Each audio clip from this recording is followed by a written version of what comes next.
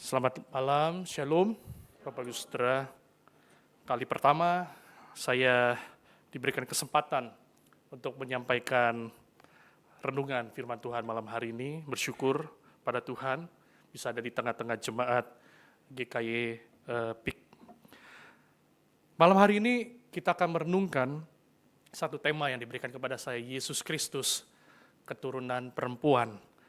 Dan tepat hari ini juga kita merayakan hari Abu ya, Rabu Abu, menjadi satu penanda pertama kita masuk di dalam Minggu Prapaskah ke depan sampai kita merayakan kemenangan Kristus, kebangkitan Kristus. Saya ingin kita membaca 3 bagian firman Tuhan ya, dari Kejadian 3 ayat 15. Mari kita membuka satu ayat ini terlebih dahulu. Kejadian pasal yang ketiga ayat yang ke-15. Mari kita baca bersama-sama. Kejadian pasal yang ketiga ayat yang ke-15. 1, 2, 3. Aku akan mengadakan permusuhan antara engkau dan perempuan ini, antara keturunanmu dan keturunannya. Keturunannya akan meremukkan kepalamu dan engkau akan meremukkan tumitnya. Mari kita buka bagian yang kedua dari Yesaya, pasal yang ke-7 ayat yang ke-14. Kitab Yesaya pasal yang ke-7 ayat yang 14. Sudah mendapatkan semuanya, mari kita membaca bersama-sama. Sebab itu Tuhan sendirilah yang akan memberikan kepadamu suatu pertanda.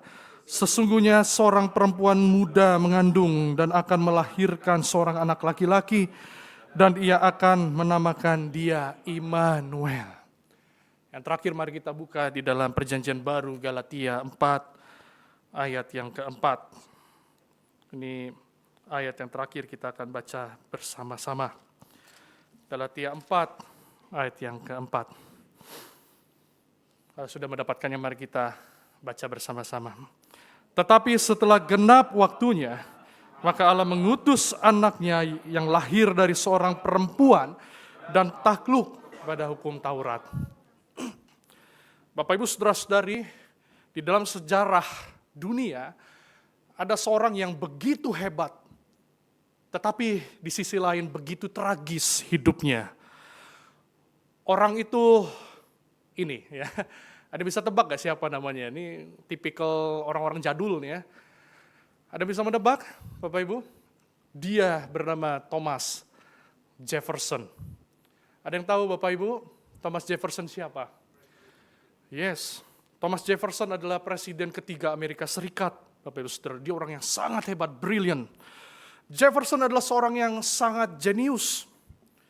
Tetapi di dalam hidupnya dia memiliki pergumulan yang besar terhadap keyakinannya tentang Yesus Kristus. Bagi Jefferson, Yesus adalah seorang guru moral yang hebat. Dia adalah penunjuk moral yang begitu disegani, tetapi dia bukan juru selamat, itu kata Jefferson. Saudara, dalam satu masa di dalam hidupnya, di dalam buku biografinya, apa yang dia lakukan di ruangan kecil miliknya, saudara-saudara? Dia mengambil sebuah silet dan dia memotong-motong bagian Alkitab demi bagian Alkitab itu yang menurutnya tidak masuk akal. Dia membuang kisah penyembuhan yang dilakukan Yesus di dalam Injil. Dia buang nubuatan-nubuatan para nabi yang menunjuk kepada Yesus sebagai Mesias. Dia membuang kisah kelahiran dari anak darah Maria. Saudara-saudara, apa yang tidak masuk akal di kepalanya, dia silet. Dan yang tersisa, yang dinamakan hari ini sebagai Jefferson Bible. Alkitab Jefferson. Kalau kita membuka Jefferson Bible, di dalam bagian Injil, maka kisah Injil hanya berhenti pada batu yang menutupi kubur Yesus. Karena baginya Yesus hanyalah seorang manusia biasa. Manusia yang baik secara moral dan akhirnya mati, selesai. Saudara-saudara, kisah Jefferson ini memperlihatkan kepada kita satu hal yang penting. Bahwa bagaimana kita mengenal Kristus itu akan mempengaruhi cara kita menjalani hidup ini, amin. Cara kita mengenal Yesus, itu akan mempengaruhi bagaimana kita menjalani hidup ini.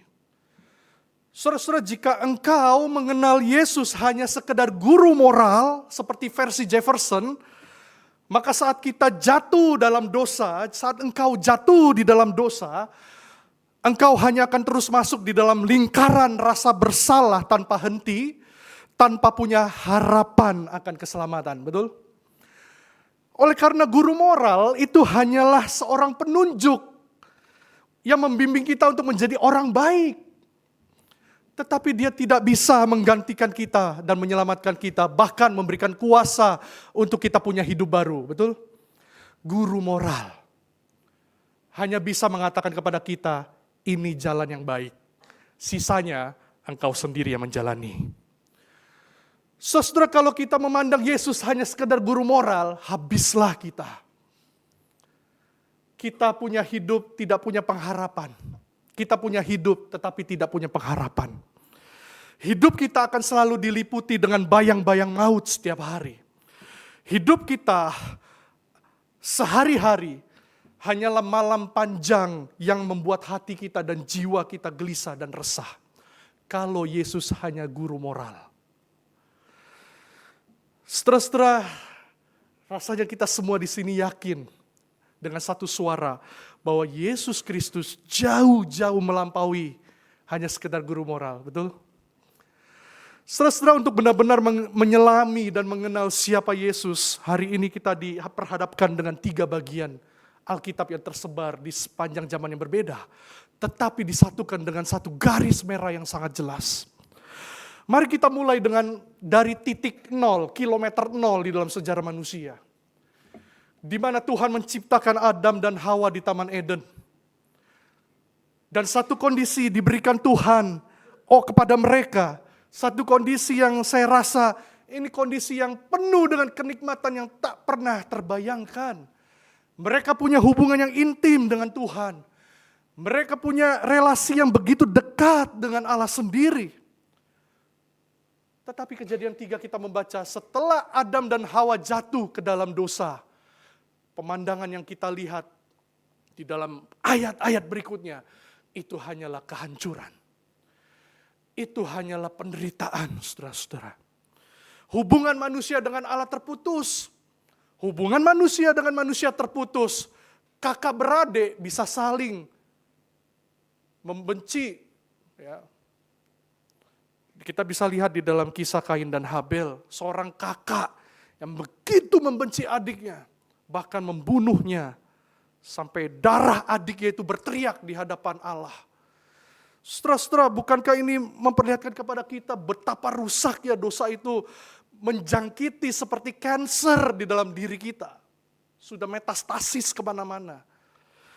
Saudara, di tengah kondisi ini Allah yang sepenuhnya adil itu bisa enggak Allah langsung saja memusnahkan manusia? Bisa saja, Bapak Ibu Saudara. Tetapi dia tidak melakukannya.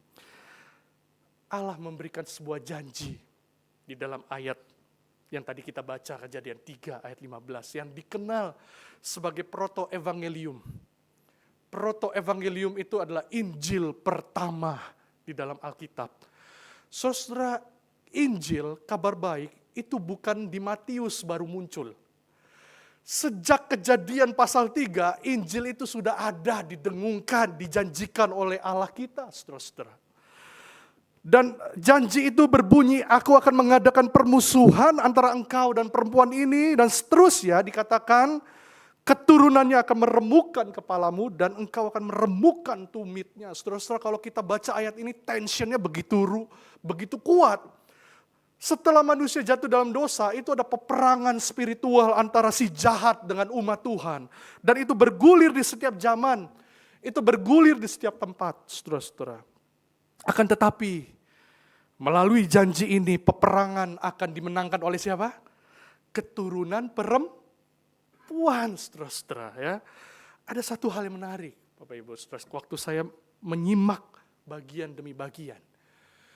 Istilah keturunan perempuan yang ditulis di dalam Kejadian pasal 3 ayat 15 itu ditulis dengan kata benda tunggal, singular.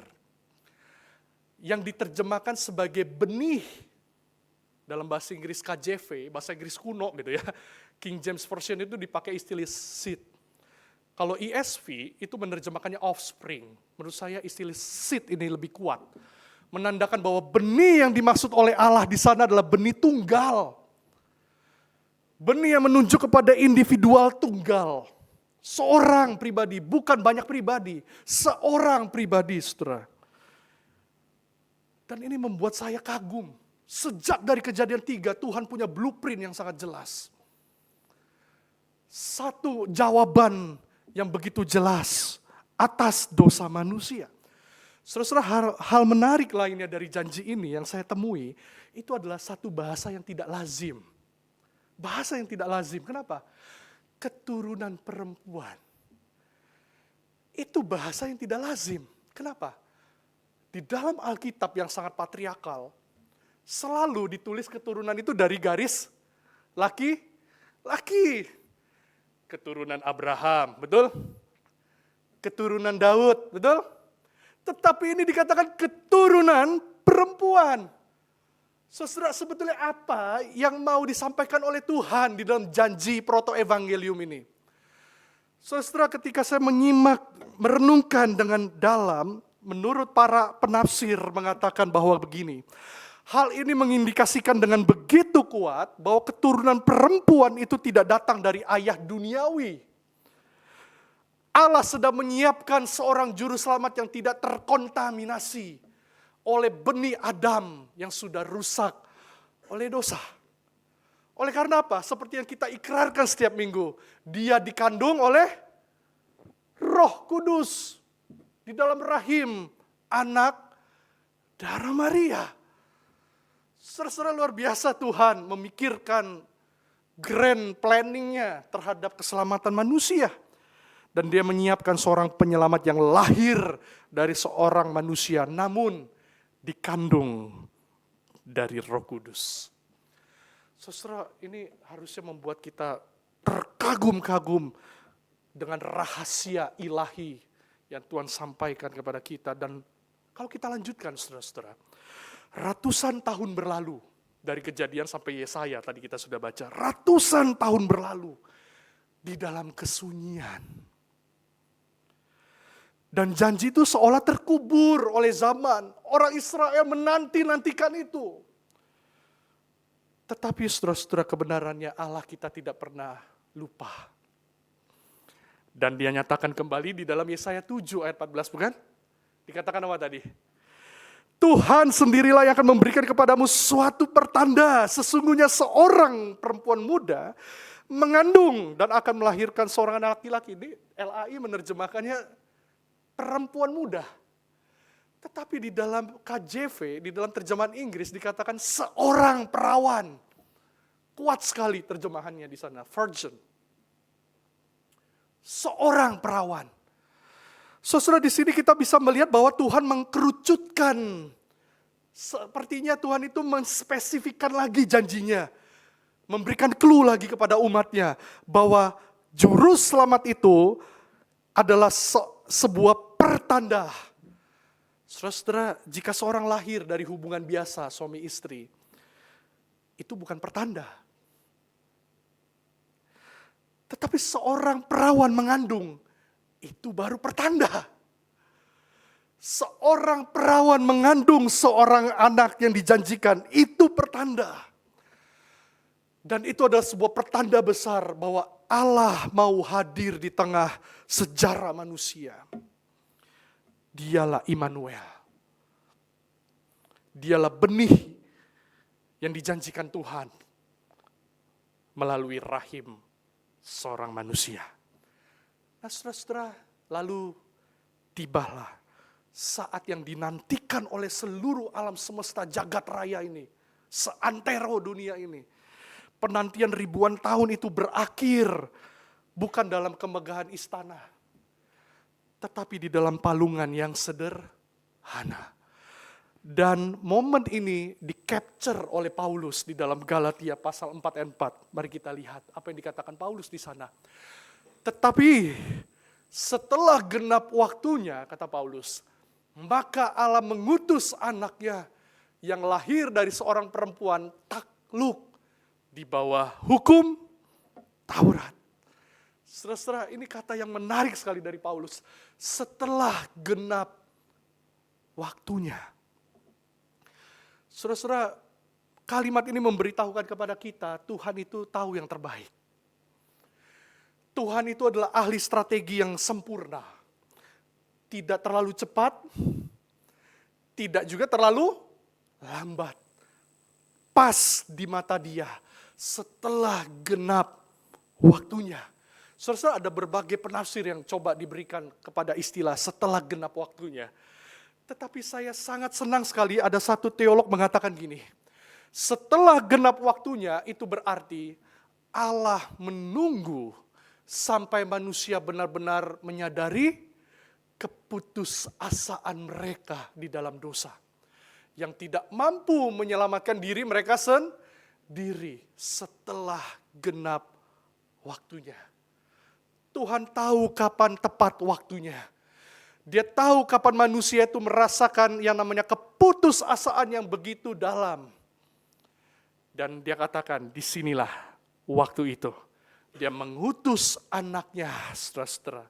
Dan di dalam bagian ini kita akan belajar dua identitas krusial Yesus. Yang pertama dikatakan apa? Yesus lahir dari seorang perempuan. Lagi-lagi, ini menjadi eko, menjadi gaung dari Kejadian 3 ayat 17. Saudara-saudara, eko yang sangat jelas bahwa dia lahir keturunan benih dari perempuan. Inilah waktunya di mana Allah bersolidaritas dengan manusia. Dia tidak datang sebagai cahaya yang menyilaukan. Dia tidak datang sebagai makhluk bersayap tanpa tubuh, tetapi dia memilih untuk menjadi embrio. Dia memilih untuk melalui proses alamiah persalinan. Dia memilih untuk menjadi pribadi yang rapuh, yang lapar, yang haus, yang lelah seperti kita, para pekerja di negeri Jakarta ini. Dia merasakan yang namanya fatigue. Dia merasakan yang namanya overwhelm. Dia merasakan apa yang kita rasakan, Bapak Ibu Saudara. Karena dia adalah manusia yang lahir dari perempuan, berdaging. Saudara-saudara, ada seorang teolog bernama Stephen Willem. Dia mengatakan, tanpa kelahiran, pertumbuhan dan perkembangan anak yang kekal sepenuhnya sebagai manusia, kita tidak akan memiliki juru selamat yang kematian pengorbanannya menghasilkan pengampunan penuh atas dosa-dosa kita. Kehidupan lahiriah Kristus sebagai manusia dinyatakan kepada kita. Sesuai dengan ketentuan Alkitab sendiri menunjukkan bahwa dia datang ke dunia ini dengan hakikat manusia sepenuhnya untuk melakukan semua yang Allah tuntut dan rencanakan bagi kita umat manusia. Saudara-saudara, ini kabar baik yang pertama. Bahwa Allah menjadi manusia diam di antara kita. Saudara-saudara, tidak ada hal yang paling menenangkan jiwa kita selain daripada seorang pribadi yang mau diam di antara kita. Tidak ada kabar baik yang paling baik yang diperdengarkan kepada kita selain daripada ada pribadi yang mau hadir bersama dengan kita. Setelah beberapa hari lalu saya baca di CNN, loneliness itu menjadi epidemik orang modern.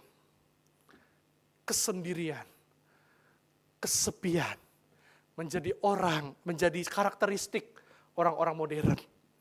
Berapa banyak anak-anak muda hari ini ketika kesepian, carinya apa? ChatGPT. Jadi teman curhat. Maka tidak heran di Amerika Serikat ada seorang anak remaja bernama Adam. Saya lupa, Adam siapa ya? Waktu dia sendiri, dia loneliness. Dia buka ChatGPT. Dia bertanya, saya lagi kesepian. Saya lagi mengalami overthinking. ChatGPT mengarahkannya untuk apa? Bunuh diri. Saudara, itu gempar di Amerika.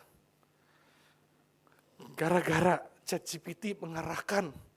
Saudara, ini kabar yang luar biasa. Di tengah kesendirian kita menanggung banyak hal dalam hidup ini, Tuhan hadir.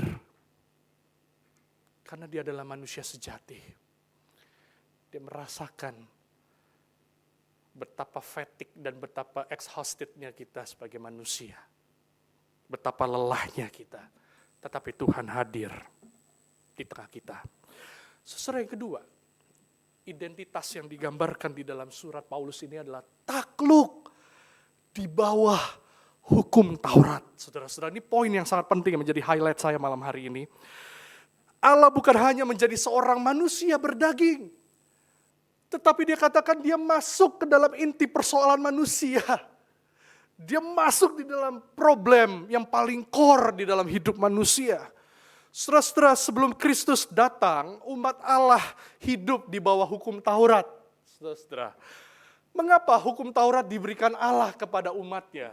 Ya, saudara-saudara, yang pertama, untuk menunjukkan standar kekudusan Tuhan. Mari kita baca Imamat 19 ayat 1-2. Tuhan berfirman kepada Musa, berbicaralah kepada segenap jemaah Israel katanya. Dan katakan kepada mereka, kuduslah kamu, sebab aku Tuhan Allahmu kudus. Dengan seperangkat hukum Taurat diberikan kepada umatnya supaya hidup mereka mencerminkan karakter Allah yang adalah kudus. Itu yang pertama. Seperti satu mata uang, koin, dua sisi. Hukum Taurat memperlihatkan sisi yang lain. Hukum Taurat menyingkapkan kejahatan dosa kita. Mari kita baca Roma 7 ayat 7. Jika demikian, apakah yang hendak kita katakan? Apakah hukum Taurat itu dosa? Sekali-kali tidak. Sebaliknya justru oleh hukum Taurat aku telah mengenal dosa. Karena aku juga tidak tahu apa itu keinginan kalau hukum Taurat itu tidak mengatakan jangan mengingini. Saudara-saudara, hukum Taurat itu ibarat seperti cermin. Kita diberikan hukum oleh Tuhan untuk hidup kudus. Tetapi nyatanya manusia yang berdosa. Dia tidak bisa menjalankan hukum itu secara sempurna. Mereka tahu yang benar, tetapi mereka sering melanggar. Kita juga. Kita tahu yang benar, kita juga sering melanggarnya, saudara-saudara. Kita sesungguhnya adalah orang-orang yang gagal memenuhi hukum Allah. Saudara-saudara, kita tahu standar kebenaran Allah, tetapi setiap hari kita mengalami kegagalan untuk menjalani memenuhi hukum Tuhan itu. Sesungguhnya kita adalah orang-orang yang gagal memenuhi hukum Tuhan. Saudara, di tengah situasi inilah dikatakan apa? Kristus takluk di bawah hukum Taurat. Saudara, Martin Luther pernah mengatakan seperti ini. Hukum Taurat itu seperti menyingkapkan penyakit kita. Tetapi Injil memberikan obatnya. Artinya apa, saudara-saudara? Kristus itu ibarat obat bagi jiwa kita yang gagal menaati hukum Taurat dengan cara kita sendiri. Kristus adalah obat bagi jiwa kita yang kita itu lelah sekali karena kita berbuat dosa. Saudara-saudara, bayangkan bagaimana sang pembuat hukum di alam semesta ini, sang raja di atas segala raja itu dengan sukarela menundukkan dirinya di bawah aturan yang dia buat sendiri. Saudara-saudara, sesungguhnya kita semua adalah narapidana. Kita semua adalah orang-orang yang menunggu divonis mati. Hukuman kekal karena gagal memenuhi hukum kesucian Allah. Tetapi kabar baiknya, Yesus yang adalah benih perempuan itu hidup di bawah hukum. Untuk apa, saudara-saudara? Untuk melakukan apa yang Adam dan kita semua gagal lakukan. Ketaatan yang sempurna. Saudara, kita tidak punya ketaatan yang sempurna pada diri kita sendiri. Dan Kristus menunjukkan itu kepada kita. Apa artinya perfect obedience? Kristus menunjukkan kita jalan hidup yang taat seperti apa. Dan Dia mewakili kita agar kita memperoleh keselamatan kekal. Amin, Bapak Saudara. Dia rela takluk di bawah hukum Taurat supaya apa? Dia mewakili kita on behalf of us. Dia mewakili kita, saudara-saudara. Selama 33 tahun dia berjalan menapaki kakinya di bumi ini. Tidak ada satu titik dan satu koma dari hukum Allah yang ia abaikan. Di tengah godaan padang gurun, di tengah cercaan musuh, diludahi, di tengah keletihan fisik yang begitu ekstrim, Yesus tetap menjaga ketaatannya di hadapan Bapa. Saudara-saudara, kalau Yesus bisa berdiri tegak dan dia bisa mengatakan, aku telah melakukan kehendak Allah dengan sempurna. Untuk siapa, saudara-saudara? For us. Untuk kita semua, saudara-saudara. Kalau kita baca lanjutan dari Kejadian 3 tadi, dikatakan tumit keturunan perempuan itu akan diremukkan, saudara-saudara. Disinilah kita makin di bawah untuk melihat keindahan dari kemuliaan salib Kristus itu, saudara-saudara. Kita melihat di dalam salib itu ada satu glorious exchange. Ada pertukaran yang mulia. Allah menjadi manusia supaya manusia mendapatkan hidup baru. Saudara-saudara, di kayu salib itu, kematiannya bukan lagi tanda kekalahan. Melainkan tanda bahwa hukum Allah telah ditegakkan dengan adil. Dan hutang piutang kita, saudara-saudara, itu telah lunas. Bukan karena Allah mengabaikan dosa, tetapi sang penurut hukum itu telah membayar denda kita dengan nyawanya sendiri. Saudara-saudara, biarlah di malam Rabu Abu ini, mata hati kita dibukakan tentang the beauty of Christ. Keindahan dari Sang Kristus itu. Saudara, banyak kita tersilaukan dengan keindahan dunia ini. Mari di dalam masa Lent ini, Advent ini, masa Paskah ini, kita memandang kepada Kristus lagi. Saudara, kita yang sudah berada dalam naungan Kristus, kabar baiknya, maka kita sudah dibebaskan dari perbudakan dosa. Paulus pernah mengingatkan kepada kita, janganlah menggunakan kebebasan itu sebagai alasan untuk memuaskan keinginan-keinginan badani lagi. Karena Kristus telah mewakili kita. Dia takluk di bawah hukum Taurat. Untuk siapa? Untuk kita, saudara-saudara. Dan menunjukkan ketaatan yang sempurna. Supaya kita mendapatkan kembali kebebasan yang sejati. Saudara-saudara, Tim Keller, seorang penulis buku, pernah memberikan sebuah cerita yang menurut saya menarik tentang kebebasan Kristen, kebebasan sejati. Ada seorang anak diberikan oleh mamanya ikan, seekor ikan yang ditaruh di akuarium kecil gitu ya. Lalu dengan senangnya dia bawa ikan itu ke dalam kamarnya. Setiap hari dia lihat gerak-gerik ikan itu ya. Ketika ikan itu menggoyangkan ekornya, dia sangat senang. Satu kali entah kenapa dia mungkin iseng, dia ambil ikan itu ya. Dia buang ke lantai. Lalu dia lihat lagi ikannya tergelepar. Dia pikir ikannya itu tetap berenang gitu ya. Karena bergerak-bergerak. Lalu dia panggil mamanya, Mama. Kenapa? Ini ikannya, kok dia gak seperti di dalam akuarium ya? Katanya. Masih kecil, saudara. Dengan kepolosannya. Lalu mamanya bilang, Nak, ikan itu bebas ketika dia di dalam air. Bukan di luar air. Saudara, Tim Keller mengatakan, mengapa ikan mas tidak menikmati kebebasannya saat mereka keluar dari akuarium yang sempit sekalipun? Karena bagi ikan, kebebasannya ketika dia ada di dalam air, terlepas itu akuarium kecil atau besar. Saudara-saudara, sama seperti ikan yang diciptakan hidup bebas di dalam air.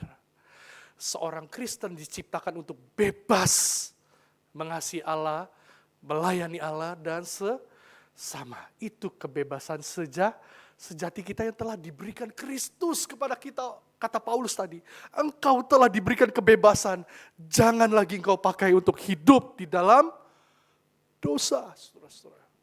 Oleh karena kita adalah orang-orang yang telah diberikan kuasa oleh Tuhan mengalahkan dosa. Dan hidup, dan tidak lagi hidup di dalam dosa. Oleh karena itu jangan kita kembali lagi ke dalam kuk perhambaan, saudara-saudara. Biarlah dua pertanyaan ini menghantarkan kita di dalam minggu-minggu Prapaskah ini. Adakah area hidup kita yang masih ada di bawah perbudakan dosa? Meskipun kita sudah ditebus. Hal-hal apa saja yang perlu kita lepaskan, saudara? Perjalanan di masa Lent ini adalah perjalanan detachment. Kita meninggalkan segala beban dosa yang ada dalam hidup kita. Saudara, mungkin ada kebiasaan-kebiasaan dan hubungan-hubungan yang tidak sehat yang selama ini kita pertahankan. Yang sebenarnya tidak sesuai dengan kehendak Tuhan. Tetapi kita enggan, kita takut untuk memutuskan itu.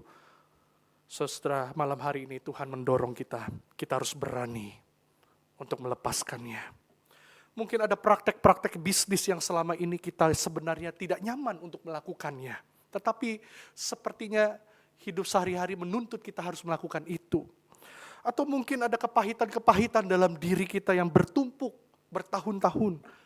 Dosa-dosa tersembunyi yang tidak diketahui oleh orang terdekat kita membelenggu hidup kita. Saudara-saudara, Tuhan memanggil kita untuk melepaskan itu. Karena kita sudah diberikan kebebasan yang sejati. Hidup kita satu terarah hanya kepada Kristus sebagai pusat kehidupan kita. Saudara-saudara, biarlah perenungan singkat ini menghangatkan jiwa kita kembali. Biarlah hidup kita sungguh-sungguh dipenuhi dengan keindahan Kristus. Mari kita tundukkan kepala, kita berdoa.